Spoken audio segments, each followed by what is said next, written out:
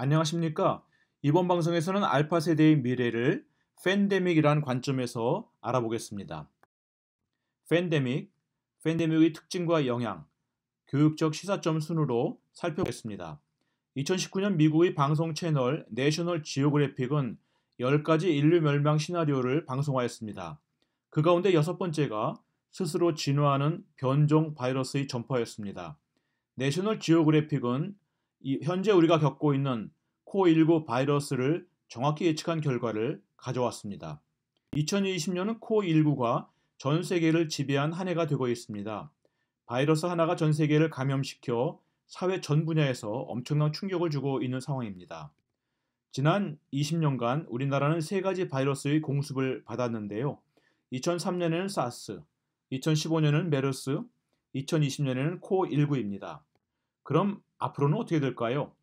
코어19 덕분에 보건위생에 대한 관심이 높아지긴 하였으나 미국 내셔널 지오그래픽은 훨씬 심한 바이러스의 공격을 받을 것임을 예고하고 있습니다. 저도 이러한 전망에 동의합니다. 특히 바이러스의 근원지가 이웃 국가라는 점이 우리 국민 모두를 걱정하게 만들고 있습니다. 미래를 예측할 때 가장 어려운 것이 와일드카드입니다. 와일드카드는 게임에서 어떤 용도로도 쓰일 수 있는 비장의 카드를 말하는데요. 갑자기 내밀었지만 게임의 판도를 바꿀 수 있는 큰 힘을 갖고 있는 카드가 바로 와일드 카드입니다.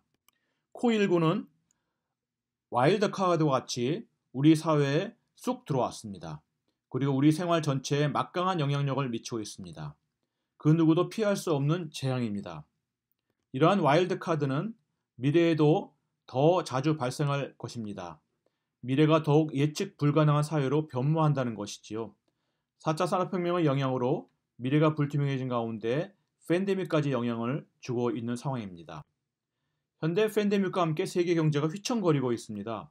산업 생산이 위축되고 있고 기업 투자가 위축되는 등 경제적으로 악영향을 미치고 있는 상황입니다. 또한 사회적 거리두기와 함께 사람의 활동도 약화되고 있고 사람 사이 관계에도 거리가 생기고 있습니다. 사회적 거리두기와 함께 혼자 있는 시간이 늘어나면서 우울증 환자도 늘어가고 있습니다. 팬데믹과 함께 보건위생의 중요성에 대한 인식이 매우 높아지고 있습니다. 보건위생이 우리 모두를 살릴 수 있는 필수 조건이 되면서 보건위생이 가장 중요한 생활 원칙이 되고 있는 것입니다. 팬데믹과 함께 각 나라의 시스템에 대한 점검이 이루어지고 있습니다. 어느 나라의 시스템이 국민의 안전을 보장하는지, 생활 제약을 덜 하는지, 경제가 잘 돌아가게 하는지 등에 대한 비교와 보도가 매일 이어지고 있습니다. 정책 추진 시스템, 민관 협력 시스템, 행정 시스템, 보건 시스템, 의료 시스템, 복지 시스템, IT 시스템 등이 모두 점검되고 있습니다. 그동안 선진국이었던 미국, 유럽, 일본이 코어19 하에서 시스템들이 제대로 작동되지 않으면서 큰 홍역을 치르고 있습니다. 특히 이웃나라 일본은 행정 시스템의 후진성과 IT 기반의 취약성이 드러나면서 사회적으로 큰 이슈가 되고 있습니다. 우리나라의 경우 팬데믹에 가장 잘 대처하는 나라로 인정받고 있습니다. 국가 중요 시스템들이 신속하고 제대로 작동되어 가장 피해가 적은 국가 가운데 하나로 인정받고 있습니다. 더불어 선진국 가운데 경제적 타격을 가장 적게 받는 국가가 되었고 우리나라에 대한 국제사회의 평가가 매우 긍정적입니다. 메르스 사태의 교훈을 잘 새기고 대비한 점, 그리고 한국 고유의 빨리빨리 정신이 큰 힘을 발휘하고 있습니다. 더불어 우리나라의 시스템에 대한 신뢰가 높아지고 있습니다. 위기에서 드러난 국민들의 공동체 의식, 정부 정책에 대한 신뢰 및 협조, 높은 수준의 보건의식과 더불어 한국의 수준 높은 IT 시스템 등이 잘 드러나고 있습니다. 이와 더불어 코리아 프리미엄이라는 새로운 용어가 생겼습니다. 그동안 우리나라는 북한 리스크 때문에 손해를 많이 보았습니다. 정당한 대우를 받지 못하였고 이러한 현상을 코리아 디스카운트라고 표현하였습니다. 오랫동안 손해보고 살았다는 것이지요. 그러나 이번 코어19 사태에서는 한국이 오히려 프리미엄을 얻고 있습니다. 감염병 대처를 잘해서 보건의료품 외에도 각종 한국 상품에 대한 신뢰도가 매우 높아지고 있습니다. 알파 세대는 앞으로 팬데믹을 자주 겪을 가능성이 높습니다. 알파 세대는 팬데믹 세대가 될 가능성도 있지요. 따라서 팬데믹을 지혜롭게 대응할 수 있는 능력을 키워주는 것이 필요합니다.